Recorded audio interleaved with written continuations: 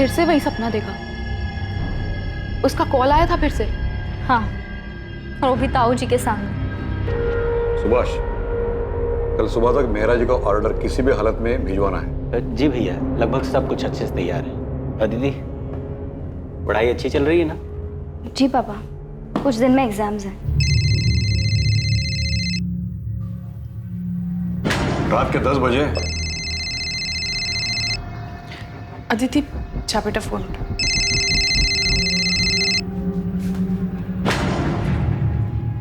Hello hello. नहीं नहीं नहीं, कुछ नहीं चाहिए हमें। मैंने कितनी बार बोला है, और आप प्लीज इतनी रात को कॉल मत कीजिए। अदिति, 1 महीना हो गया है अब। हर बार नए नए लैंडलाइन नंबर से कॉल्स आ रही हैं। और कितने नंबर ब्लॉक करेगी यार तू? लेकिन सिया। लेकिन क्या अदिति, शक्ल देख अपनी, हवाइयां उड़ी हुई हैं, रात को चैन से सो तक नहीं पाती है। ऐसा कब तक चलेगा यार? किसी और से नहीं तो एटलीस्ट अपने पापा से तो शेयर कर। हाँ बिल्कुल, ताकि वो सीधा जाकर ताऊ जी को बता दे, और फिर मेरी पढ़ाई, कॉलेज सब बंद। तो ताई जी को ही बता देना। नहीं बता सकती यार सिया। ताई जी और पापा को कोई बात पता हो और वो ताऊ जी को जाकर ना बताएं, ऐसा हो ही नहीं सकता। घर पे एक सामान यहाँ से वहाँ नहीं होता उनकी मर्जी के बिना। तो समझ नहीं रही यार, ये कमीना कॉलर हो कौन सकता है? मैं बता रही हूँ अदिति, ये कॉलेज का ही कोई लड़का है। सॉरी। क्या यार प्रतीक, 4 आंखें दी उसके बाद भी देख के नहीं चल सकता? I am sorry Aditi. Siya, it's okay Prateek, चुप कर सिया। क्यों डांट रही थी बेचारे को? शेक्सपियर ने कहा है, we know what we are and know not what we may be. मतलब हम खुद को जानते तो हैं, मगर पहचानते नहीं।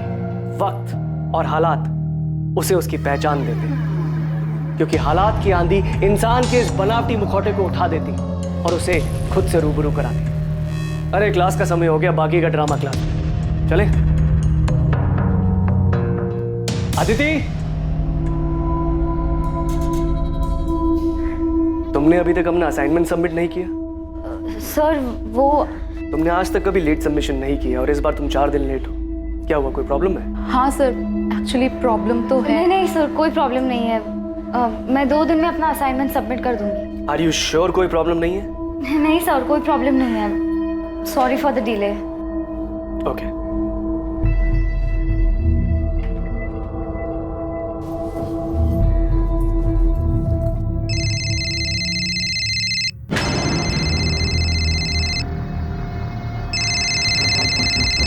बेटा अदिति, फोन तो मेरा बजा, तुम क्यों चौंक गई? लाओ दो फोन। हेलो, हाँ पार्सल भिजवा दीजिए। हाँ हाँ ठीक है, चलेगा। बेटा अदिति, तो ठीक है ना? हाँ ताई जी, मुझे क्या होना था? तेरे ताऊजी और मैंने तेरी माँ से प्रॉमिस किया था, उन्हें वचन दिया था कि हम तेरा ख्याल रखेंगे। मैं तेरे साथ हमेशा हूं। बस 3 साल पहले इस घर में जो गलती हुई थी वो तुम मत दोहराना। नहीं ताई जी, मैं ऐसा कुछ नहीं करूंगी।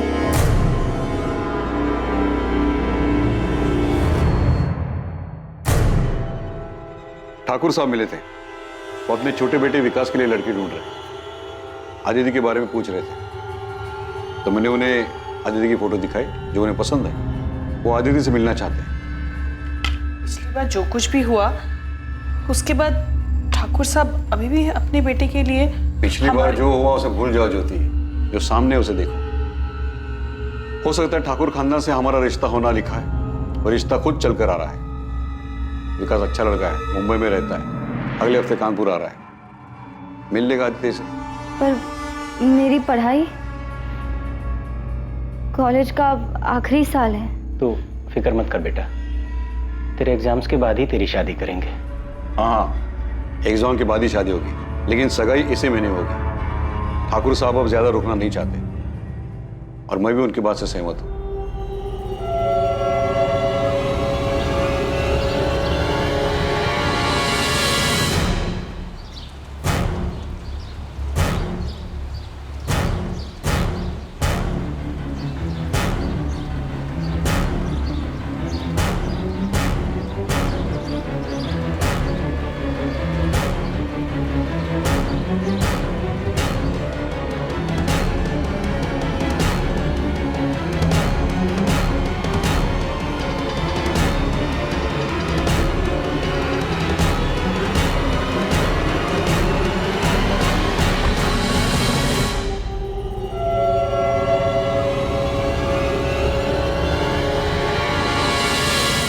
जानती तो है, ताऊ जी के साथ कोई बहस नहीं कर सकता।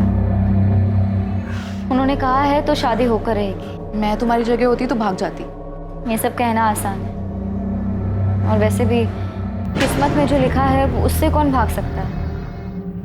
प्रतीक, यहाँ क्या कर रहे हो? सर वो नोटिस, ये नोटिस 1 महीना पुराना है, आप पढ़ रहे हो उसे? तो वो मैंने देखा नहीं था। चलता हूँ सर मैं।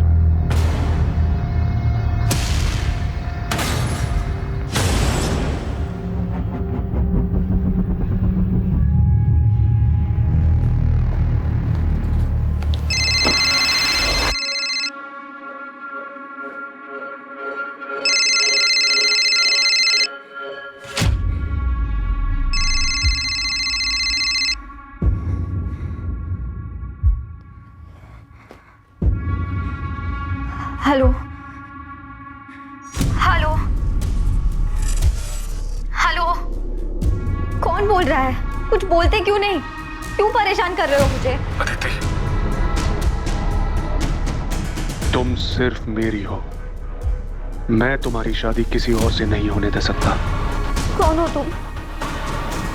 हेलो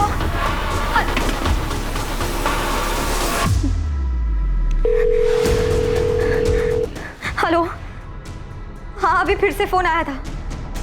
इस बार धमकी दे रहा था कि किसी और से शादी नहीं करने देगा। अब बहुत हो गया, इस बार कुछ ना कुछ तो करना ही पड़ता है। मैं बाद में बात करती हूँ। बाय।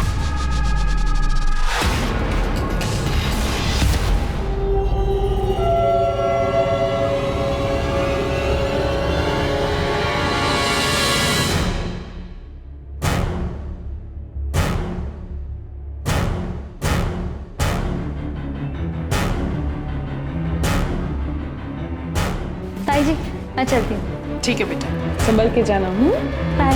बाय।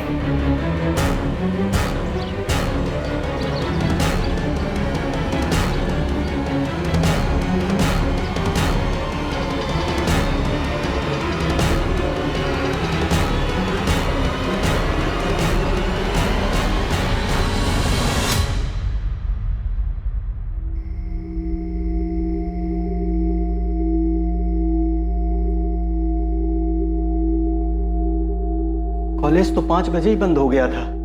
पूरी कॉलोनी में देख के आ गया। पता नहीं ये अदिति कहाँ चली गई। भाभी, वो अदिति की सहेली है ना, सिया, उसका नंबर है क्या आपके पास? नहीं, मेरे पास तो नहीं है उसका नंबर। अरे वो कोई बच्ची नहीं है जो राह चलते खो जाए। शायद हमने उसे ज्यादा आजादी देकर कुछ गलती की है। ये आप कैसी बातें कर रहे हैं? मैं अदिति को अच्छे से जानती हूँ, वो ऐसा कुछ भी नहीं करेगी। 3 साल पहले भी हम सब लोग यही कह रहे थे। आप कहाँ की बात कहाँ लेके जा रहे हैं? हमारी बच्ची गायब है, उसे ढूंढने के बजाय आप पुरानी बातें लेके बैठ गए। मुझे लगता है हमें पुलिस के पास जाना चाहिए। सुभाष, इतनी जल्दी में फैसला लेना ठीक नहीं है। सुबह तक रुकते, पुलिस के पास जाएंगे तो बात बढ़ेगी। पर भैया सुबह तक पता नहीं सर अदिति कहाँ है, और उसका फोन भी ऑफ जा रहा है। अगर तुम्हें मिले तो बोलना मैंने बुलाया है। उसने अभी भी अपना असाइनमेंट सबमिट नहीं किया है। किसी के साथ किसी तरह के झगड़े का सवाल ही नहीं है। हम तो गारमेंट मैन्युफैक्चरर है, सीधा साधा कारोबार है। आप लोगों के पास अदिति के किसी दोस्त का नंबर कैसे नहीं? कभी जरूरत ही नहीं पड़ी सर। दरअसल मेरी बेटी बहुत सीधी सादी है, उसके कोई खास दोस्त भी नहीं है। बस पढ़ाई करती रहती है, घर से कॉलेज, कॉलेज से घर, इसके अलावा कहीं आना जाना नहीं होता। पर इस बार कहीं तो गई है वो। वैसे वो कॉलेज कैसे आते जाती थी? मतलब खुद की गाड़ी थी? नहीं सर, ऑटो से आती जाती थी।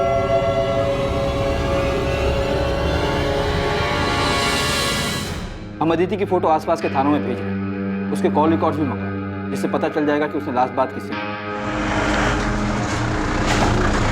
कल 3 सितंबर को अदिति कॉलेज ही नहीं आई थी? जी नहीं, पिछले कुछ दिनों से ना वो थोड़ी सी परेशान लग रही थी। मैंने उससे पूछा भी था कि कोई दिक्कत है, उसने बताया ही नहीं। शायद उसकी दोस्त सिया को पता हो, शायद उसे कुछ बताया हो।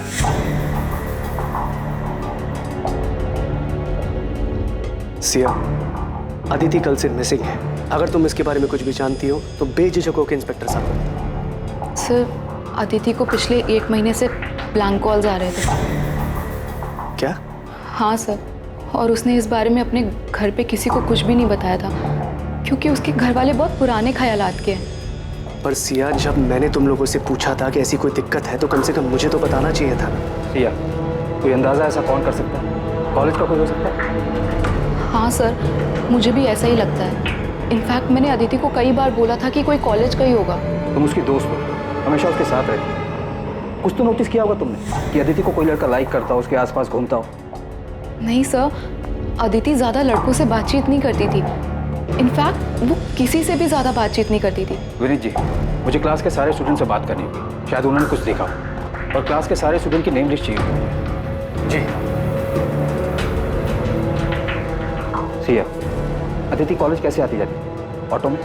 वैसे तो ज़्यादातर लोग ऑटो से ही आते जाते हैं, लेकिन मैंने अदिति को कई बार प्राइवेट टैक्सी करते हुए देखा है।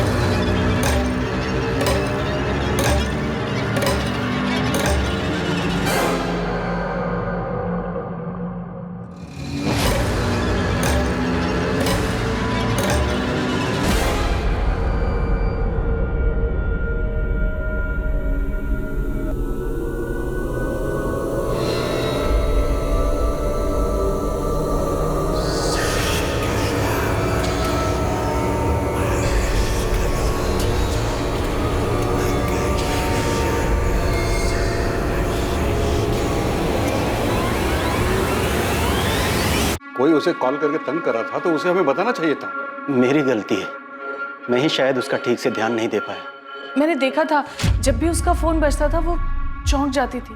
मुझे लगा शायद वो अपनी। आप कह रहे थे कि आप अदिति की कॉल रिकॉर्ड्स निकलवाने वाले हैं, उससे कुछ पता चला? कॉल रिकॉर्ड कल तक आएंगे जगमोहन जी। तब तक हम आपके घर के आसपास चलने वाले ऑटो और टैक्सी वालों से बात कर रहे हैं, लेकिन अभी तक अदिति को किसी ने पहचाना नहीं। वैसे अदिति की फ्रेंड सिया का कहना है कि वो अक्सर प्राइवेट टैक्सी से आती है।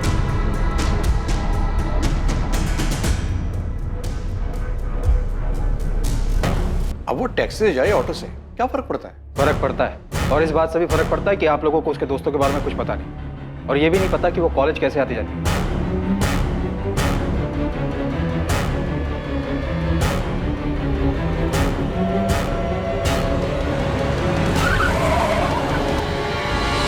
हमारी गलती है, पर वो ब्लैंक कॉलर वाली बात से मुझे बहुत डर लग रहा है। आप प्लीज मेरी बेटी को ढूंढ दीजिए। सर, अदिति राउत के कॉल रिकॉर्ड्स आ गए सर। और सर, अदिति के फोन पे आखिरी कॉल जिस नंबर से आया था वो फिलहाल स्विच ऑफ है, किसी शाहिद बेग का है, और दोनों में काफी बातचीत होती थी सर। शाहिद बेग?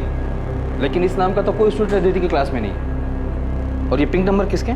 सर, ये 6-7 पीसीओ के नंबर है। इनसे अदिति को लगभग 20-30 सेकंड के कॉल्स आए हैं। पक्का इन्हीं पीसीओ से अदिति को ब्लैंक कॉल किया गया होगा, और शायद इन कॉल्स के डर से ही अदिति ने टैक्सी में आना जाना शुरू किया होगा सर। मुझे इन सारे पीसीओ के एड्रेस चाहिए, जल्द से जल्द।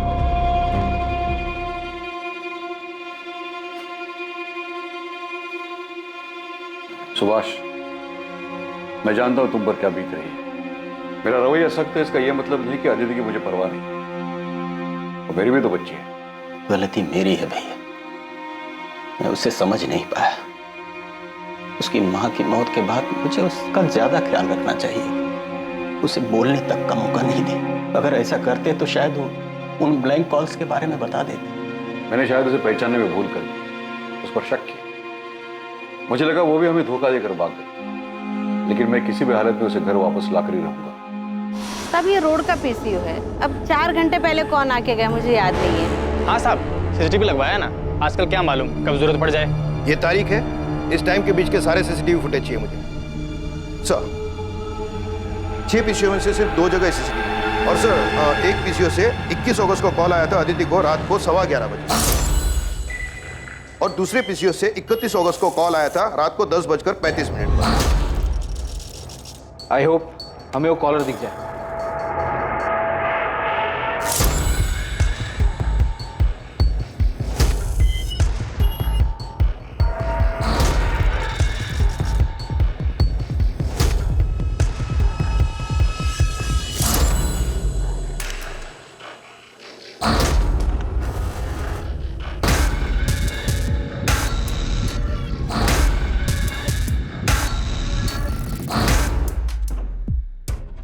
पूरे फुटेज में शक्ल तो नजर ही नहीं आ रही, सिर्फ पीठ नजर आ रहा है। काफी शातिर मालूम पड़ता है। कैप पहन कर आया था। जी सर। हाँ सर, मैं अभी आती हूँ। ध्यान से देखना सिया, चेहरा नहीं दिख रहा है, पर शायद बॉडी लैंग्वेज से तुम पहचान जाओ।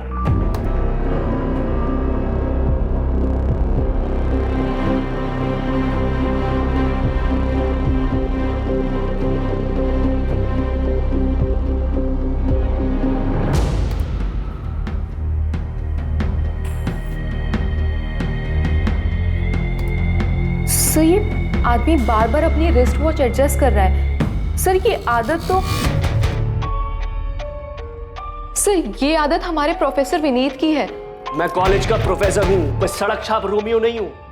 आपको क्या लगता है मैं एक लड़की को ऐसे परेशान करूंगा? सर आप लोग गलत कर रहे हैं, मैंने कुछ भी नहीं किया, फिर आप मुझे कैसे लेकर आ सकते हैं? हमारे फोन के लोकेशन डिटेल्स देखे हमने। अदिति को जिस पीसीओ से जिस टाइम पर ब्लैंक कॉल किया गया, उसी जगह उसी टाइम तुम्हारा फोन भी मौजूद था। सर ऐसा हो ही नहीं सकता, मैं हमेशा अपना फोन घर पे। मैकबेथ अपने राजा के प्रति बहुत वफादार, पर लेडी मैकबेथ के कहने पर उसके मन में भी राजा बनने के ख्वाब जाग गए। फिर क्या था, उसके एक वफादार मुलाजिम होने का मुखौटा गिर गया और खुद अपने हाथों से उसने अपने राजा को मार डाला। अब सोचने वाली बात यह है कि शायद मैकबेथ को यह खुद नहीं पता था कि उसके वफादारी के मुखौटे के पीछे एक दगाबाज शख्स है।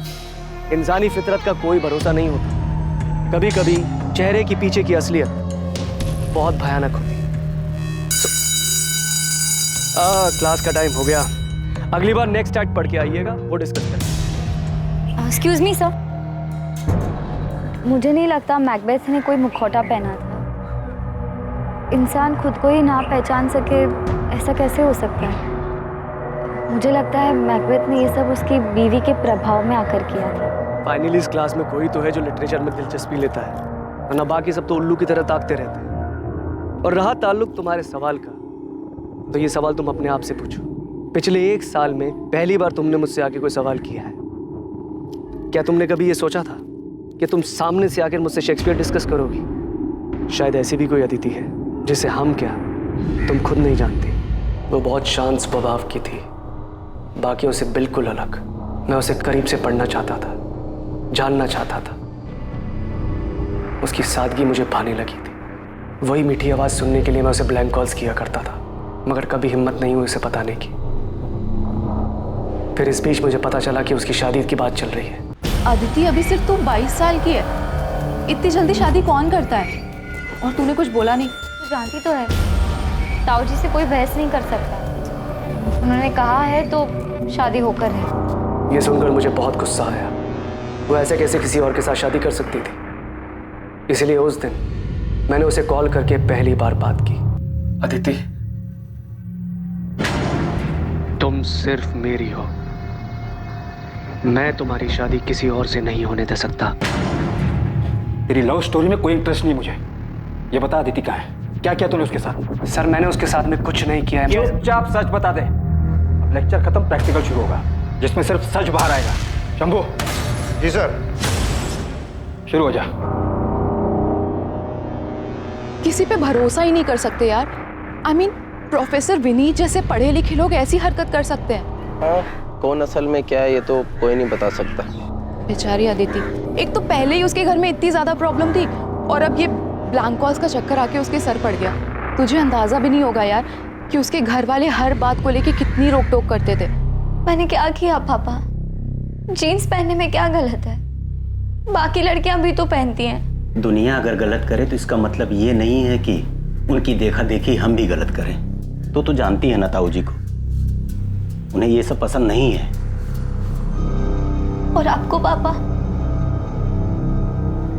मैं जानती हूँ पापा, नाम सिर्फ ताऊ जी का आता है पर आपकी सोच भी उनसे कुछ अलग नहीं है। ऐसी बात नहीं है बेटा, हम जिस समाज में रहते। पापा आप भी उन्हीं की तरह हैं, समाज की तरह, जो हर वक्त बस लड़कियों पर पाबंदियां लगाने के लिए और उन्हें हर बात के लिए जिम्मेदार ठहराने के लिए खड़े होते हैं।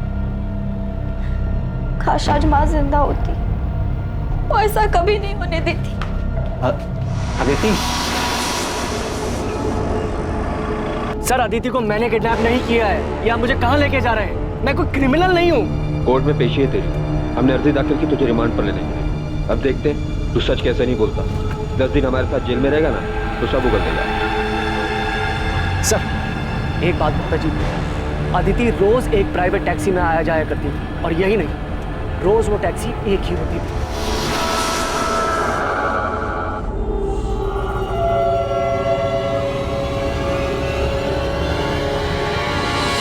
प्राइवेट टैक्सी, मालिक सबका एक है।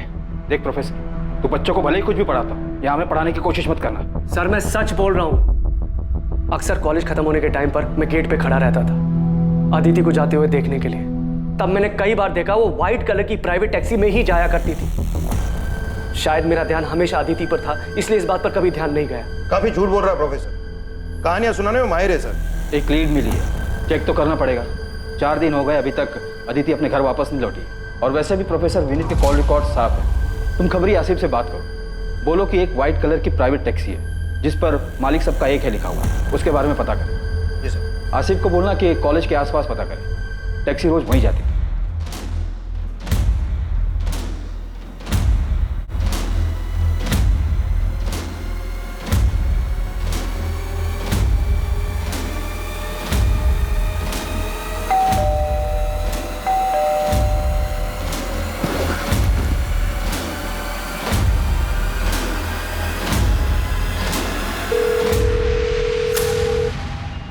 हेलो, आप कहाँ हैं?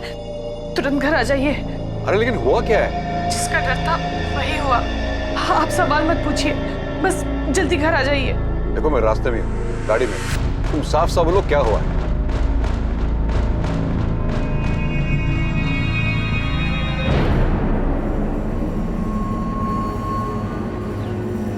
सर ये गंगा शंकर टैक्सी मालिक। पर ये टैक्सी मेरी है, लेकिन मैं इसे किराए पर देता हूँ। इसका ड्राइवर शाहिद बेग। शाहिद बेग? कहाँ मिलेगा ये शाहिद बेग? अब ये तो पता नहीं, 3 सितंबर को आया था यहाँ, टैक्सी की चाबी वापस कर रहे हैं हमेशा के लिए। सेठ जी आपकी चाबी। ऐसे अचानक क्या हुआ? कोई दिक्कत है? नहीं सेठ जी, मैं सब कुछ और करना चाहता हूँ, यहाँ से दूर। दूर मतलब अपने गांव जा रहे हो? नहीं, मुंबई। ये बोलकर वो चला गया और उसके बाद मेरी उससे कोई बातचीत नहीं हुई सर। शाहिद का कोई एड्रेस है आपके पास? शायद वहाँ से कुछ पता चले। हाँ, शायद जिस बस्ती में रहता है वहाँ का एड्रेस है मेरे पास। सर अदिति के फोन पे आखिरी कॉल किसी शाहिद बेग का ही था। ये वही होगा, नंबर क्रॉस चेक करो। अदिति और शाहिद में देर रात तक लंबी बातें होती थी, पर यह समझ में नहीं आ रहा है कि अदिति एक टैक्सी ड्राइवर से इतनी क्यों बात करेगी। साहब ये रहा शाहिद का पता हुआ, उसका फोन नंबर।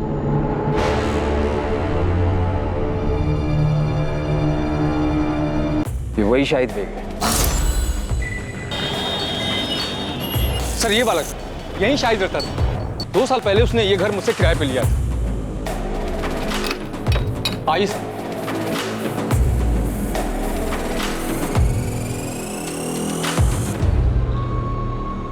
शाहिद ने कमरा कब खाली किया? 3 सितंबर को? हाँ साहब उसी दिन किया था। कुछ बताया था उसने? कहाँ जा रहा है? जमुना भाई इस बार दुबई जा रहा हूँ किस्मत आजमाने। ये चल क्या रहा है शाहिद के दिमाग में? सबको अलग अलग जगह बताकर खुद गायब हो गया।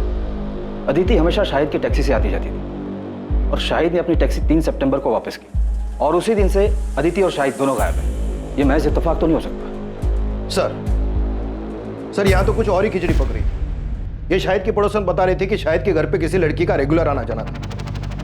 हाँ साहब, ये तो वही लड़की है जो शाहिद के घर पे आती थी।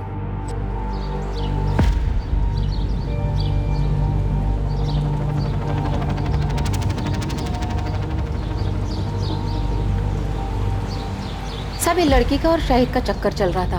पर सब एक बात बोलो, ये दोनों साथ में बहुत खुश दिखते थे और ये लड़की तो शाहिद को बहुत प्यार करती थी। सब खुशी खुशी उसके घर का सारा काम कर लिया करती थी।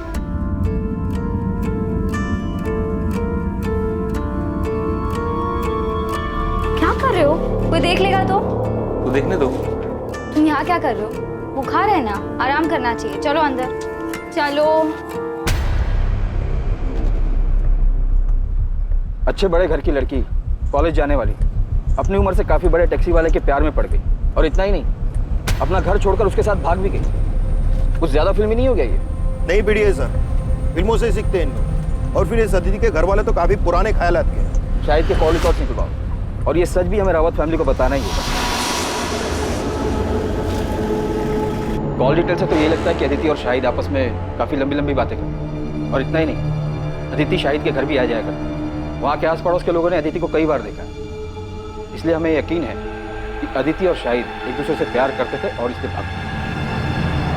शाहिद के गांव रायबरेली का एड्रेस मिला है, हम वहाँ जाकर पता करने की कोशिश। रहने दीजिए, आपकी मदद का बहुत बहुत धन्यवाद। अब उन्हें ढूंढने की कोई जरूरत नहीं है। अदिति खुद हमसे रिश्ता तोड़कर चली गई है। आप तकलीफ मत उठाइए, इस केस को क्लोज कर दीजिए। एक बार अदिति हमें मिल जाए उसके बाद तो ये केस हम क्लोज ही कर देंगे। हम लोगों ने फैसला कर लिया है, हमें उनसे कोई वास्ता रखना नहीं है और नहीं इस केस। जब आप लोग खुद अदिति को नहीं ढूंढना चाहते तो ये केस हम क्लोज कर देंगे।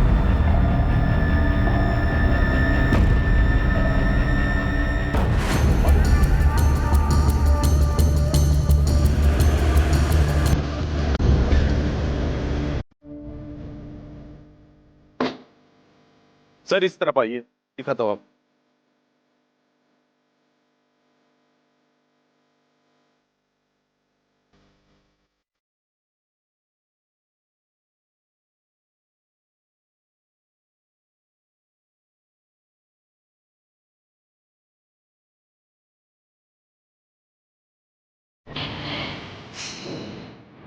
सर विक्टिम का गला घोटा गया है, कपड़े भी फटे हुए हैं, शायद रेप किया गया है और लाश को उस बोरी में लाया गया है। लड़की गांव की रहने वाली नहीं लगती। मैंने आसपास के लोगों से पूछा, इसकी फोटो भी दिखाई, लेकिन कोई पहचान नहीं पाया। डेड बॉडी को पोस्टमार्टम के लिए तो भेजिए दो, इसकी फोटो भी आसपास के थानों में भेज दो, शायद वहां से आइडेंटिफाई हो जाए। सर विक्टिम की फोटो दिल्ली, नोएडा और आसपास के थानों में भेजी, लेकिन अभी तक कोई रिस्पॉन्स नहीं आया। शायद विक्टिम यहाँ की हो ही नहीं। तो एक काम कर दो, हमारे सोशल मीडिया ग्रुप की हेल्प लो और विक्टिम की फोटोज उसमें भी सर्कुलेट करो।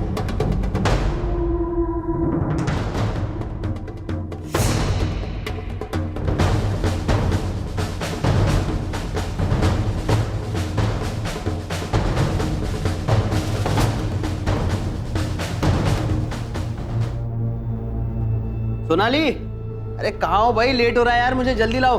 हाँ बस 5 मिनट, आपका टिफिन रेडी है।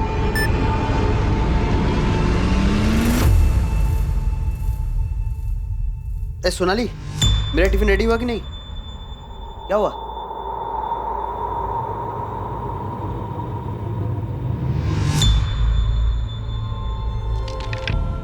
डेथ गला दबाने की वजह से हुई है। रेप? विक्टिम सेक्सुअली एक्टिव थी। अंदरूनी जांच के बाद ऐसा लगता है कि रेप नहीं हुआ है, लेकिन हाँ, हाथ में और पीठ पे जिस तरीके के खरोच के निशान है, उससे लगता है शायद जबरदस्ती करने की कोशिश जरूर की गई थी। और जब कोशिश में वो कामयाब नहीं हो पाया तो गुस्से में आकर उसने इसे मार डाला। डॉक्टर, इसका मर्डर कब हुआ होगा? लगभग 24-25 घंटे पहले। 24-25 घंटे पहले, मतलब 11 सितंबर की रात को।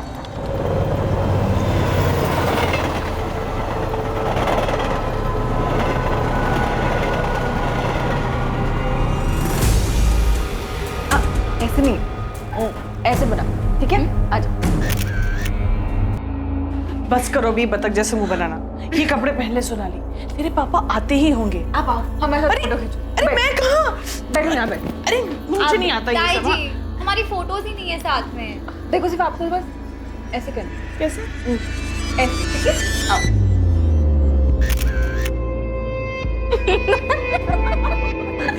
बहुत शैतान हो गया तुम। अगली बार ना अब ताई जी के लिए भी ऐसी ड्रेस लेके आना। चुप बेशरम। आओ, एक और फोटो।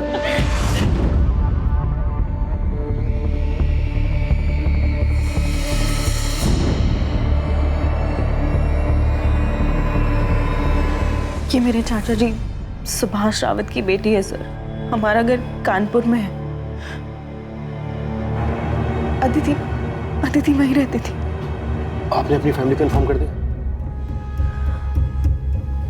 नहीं सर, हिम्मत नहीं उन्हें फोन करने की।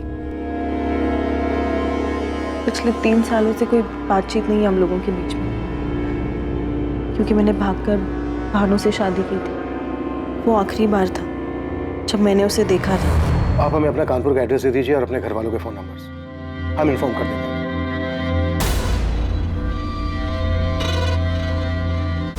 सुभाष, ये जमीन बहुत अच्छी जगह पर है, जहां हम बड़ा कारखाना बनवा सकते हैं, जहां कपड़े स्टोर करे जाएंगे, और ये हमारी फैक्ट्री से ज्यादा दूर भी नहीं है। सुभाष, थोड़ा ध्यान कहाँ है? भैया वो नहीं, वो बस दिल पर अच्छे बुरे का बोझ मत रखो। हमने कुछ गलत नहीं किया है। जो भी कुछ हुआ है उसके लिए अदिति खुद जिम्मेदार है। इसके बारे में बात करना भी फिजूल है। जो हुआ उसे भूल जाओ। सोनाली ने जो नंबर दिया था उस नंबर पर रिंग तो जा रही है, पर कोई फोन उठा नहीं रहा है। असल मैंने कानपुर पुलिस स्टेशन के पीएसआई अजय माथुर जी से बात की। अदिति की मिसिंग कंप्लेंट वही हैंडल कर रहे थे। 4 सितंबर को मिसिंग कंप्लेंट फाइल की गई थी। हाँ, अदिति रावत उसके मिसिंग कंप्लेंट की इन्वेस्टिगेशन मैंने ही की थी, अभी कुछ दिन पहले की बात है। हाँ, एक टैक्सी ड्राइवर था शाहिद बेग नाम का, अफेयर था दोनों का, उसी के साथ चली गई। हम उन दोनों को ढूंढने में आगे बढ़ ही रहे थे कि अदिति की फैमिली ने केस क्लोज करने के लिए बोल दिया। सुधा, तुम तुरंत कानपुर के लिए निकलो और अदिति की फैमिली से मिलो। तब तक हम यहाँ सोनाली से बात करके देखते हैं, शायद उसे शाहिद के बारे में कुछ पता हो। Okay sir. सर, ये अदिति और शाहिद की जोड़ी थोड़ी अजीब नहीं है? अदिति एक अमीर लड़की है, शाहिद एक टैक्सी ड्राइवर। सोचने वाली बात यह है कि इन दोनों का मेल हुआ कैसे?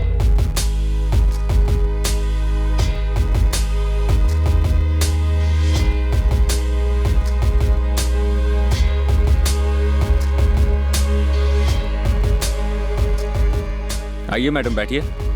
नहीं नहीं, आप जाइए, मैं ऑटो ले लूंगी। मैडम, आप ऑटो का किराया दे देना।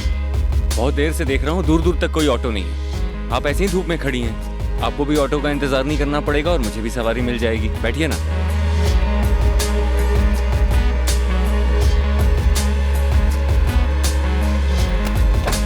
ये उनकी पहली मुलाकात थी। मतलब तुम अदिति के रेगुलर टच में? हाँ सर, अभी इसी साल हमारी बातचीत शुरू हुई थी।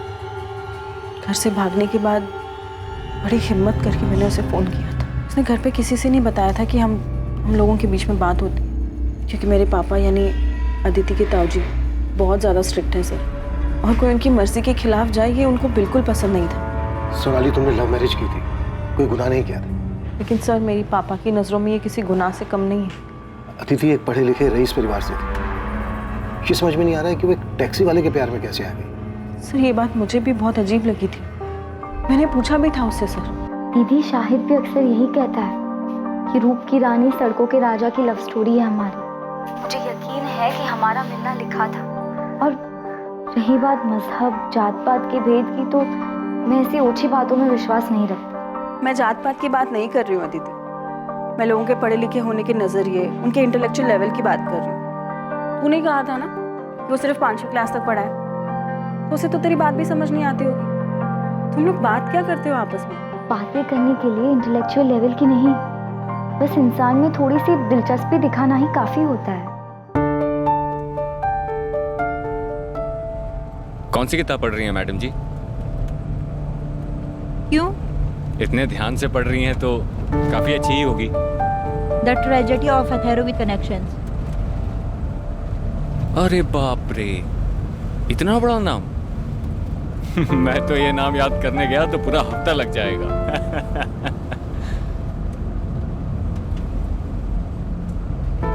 मुझे भी किताबें पढ़ने का शौक था बचपन में, लेकिन वो अरमान कभी हकीकत नहीं बन पाया। क्यों? अब्बा का इंतकाल हो गया था बचपन में। इससे पहले कि कुछ समझ पाता, कंधे से स्कूल बस्ता हटाकर सर पे बोझ डाल दिया गया। घर चलाने के लिए अम्मी की मदद करनी थी, तो तब से लेकर अभी तक वही करता चला आ रहा हूँ। मतलब उसने तुझे अपनी दुख भरी कहानी सुनाई और तेरा दिल पिघल गया? मैंने उस पर तरस खाकर उसे पसंद नहीं किया है, बल्कि उसके आने से मुझे पहली बार कोई ऐसा मिला जो बिना किसी मतलब के, बिना किसी उम्मीद के मुझ में दिलचस्पी दिखा रहा है, जो मुझे वक्त देना चाहता है, मुझे सुनना चाहता है। और दीदी, आपको पता है, शाहिद बहुत ही जिंदा दिल इंसान है। ना कुछ हुआ है उसके साथ, मगर फिर भी हंसता रहता है और हमेशा मुझे हंसाने में लगा रहता है।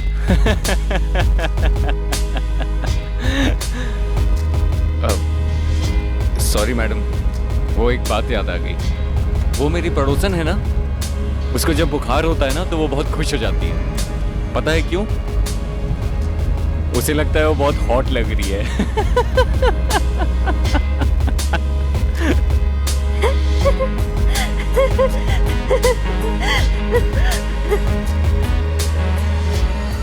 टैक्सी में आते जाते दोनों के बीच प्यार हो गया और बात यहाँ तक आगे बढ़ गई कि दोनों ने भागकर शादी कर ली। सर, यही बात मुझे भी परेशान कर रही थी।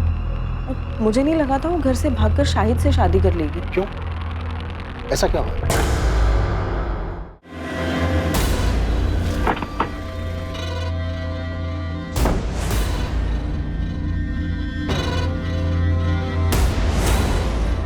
वो टैक्सी वाले शाहिद ने मेरी अदिति को मार दिया।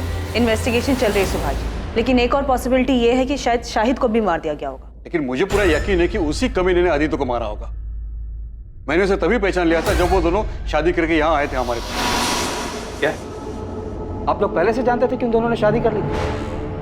शाहिद पहले से शादीशुदा था, तो फिर अदिति उसके साथ भागी क्या? सर यही बात तो मुझे समझ नहीं आ रही है। अदिति ने कहा था कि शाहिद ने उसके साथ धोखा किया है। शाहिद ने मुझे धोखा दिया है दीदी।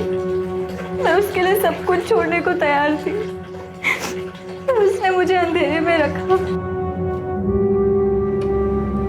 छोड़ो, काम करने दो। सारा सामान यहाँ वहाँ फेंक कर रखा है, इसीलिए बीमार पड़े थे तुम। हाँ, तो ये बीमारी की तो मेहरबानी है जो तुम मेरे गरीब खाने में आई। हाँ बस। हाँ, अब ठीक से सफाई करने दो। ठीक से साफ सफाई नहीं होगी तो वापस बीमार पड़ जाओगे।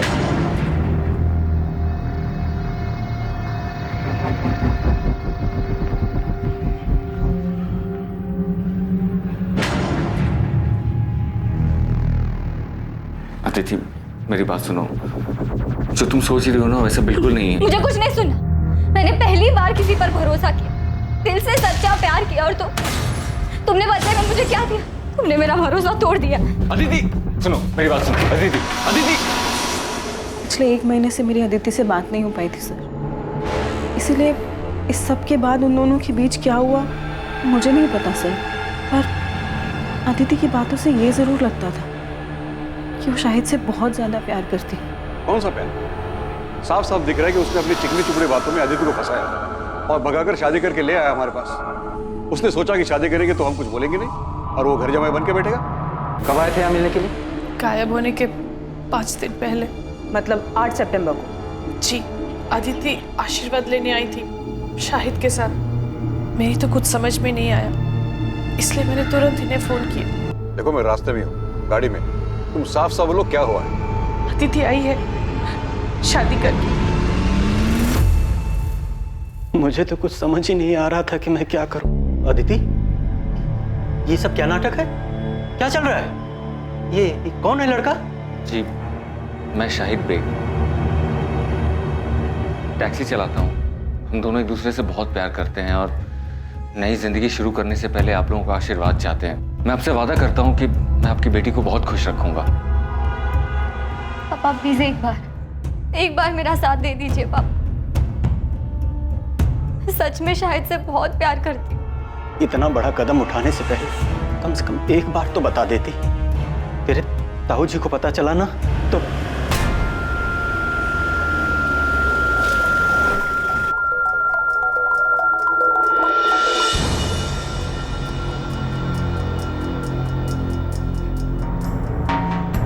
सुभाष, इनसे कह दे यहां से चले जाए। मैं कहता हूं चले जाओ यहां से। हम समझ लेंगे कि तू भी सोनाली की तरह मर गई है हमारे लिए। लेकिन याद रखना, जो लोग बुजुर्गों का दिल दुखा के खुशियां ढूंढते हैं ना, जिंदगी उन्हें कभी खुश नहीं रखती। आपने तो हमें कुछ नहीं बताया, सीधे कहा कि केस क्लोज कर दो। हाँ तो और क्या कहते हैं? लेकिन शाहिद और अदिति तो एक दूसरे से प्यार करते थे ना, तो फिर शाहिद अदिति को क्यों मारेगा? अदिति अपने साथ अपने सारे गहने और कुछ कैश लेकर भागी थी, जिसका पता हमें कुछ दिनों बाद चला। गहनों की कीमत ही लगभग 10-15 लाख होगी। शाहिद को सिर्फ पैसे से मतलब था। उसने 10-15 लाख का मुनाफा देखा और मार दिया अदिति को। अदिति के घर वालों को शाहिद पे शक है। देखने से तो ऐसे ही लगता है। शाहिद पहले से शादीशुदा था। अदिति ने शाहिद से शादी की जिद की होगी तो शाहिद को मजबूरन अदिति से शादी करनी पड़ी। लेकिन सुधा, हम ये नहीं जानते कि खुद शाहिद सही सलामत है भी या नहीं। ऐसा ना हो कि उसकी लाश भी कहीं जंगल में ही कहीं पड़ी हो सकता है कि अदिति के परिवार वालों ने दोनों को मरवा दिया। आपको ऐसा क्यों लगता है सर? ऐसा हमें नहीं, अदिति के ताऊ जगमोहन की सगी बेटी सोनाली को लगता है, क्योंकि उसके साथ भी कुछ ऐसा ही हुआ था। सर, जब मैं और सोनाली घर से भागे थे तब इनके पापा ने हमारे पीछे गुंडे भी भिजवाए थे। गुंडे? यस सर, वो तो हमारी किस्मत अच्छी थी कि हम उनके हाथ में नहीं आए और हम शहर से बाहर भाग गए। सोनाली, तुम्हें सच में ऐसा लगता है कि तुम्हारे पापा अदिति को चोट पहुंचा सकते हैं? यकीन से तो नहीं कह सकती हूँ, लेकिन कल को अगर ऐसी कोई बात सामने आती है तो मुझे हैरानी नहीं होगी सर। और इतना बता सकती हूँ सर कि खानदान की इज्जत और खानदान के बच्चों के बीच अगर किसी दिन किसी मोड़ पे मेरे पापा को किसी एक चीज़ को चुनना होगा तो वो आंख बंद करके खानदान की इज्जत को ही चुनेंगे सर।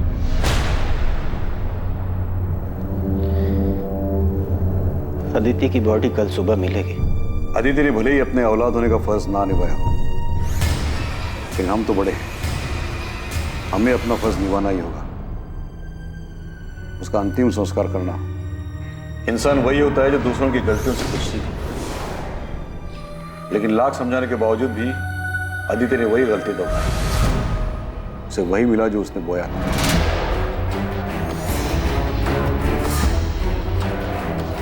अब आप उसे क्यों कोस रहे हैं? वो तो जिंदा भी नहीं है। जिंदा नहीं है क्योंकि उसने परिवार और इज्जत को छोड़कर एक मक्कार का हाथ थामा था। शरीर की गलती थी, उसको सजा मिल गई, लेकिन आत्मा को मुक्ति मिलना बहुत जरूरी है। इसलिए उसका दाह संस्कार करके हमें अपना फर्ज निभाना है।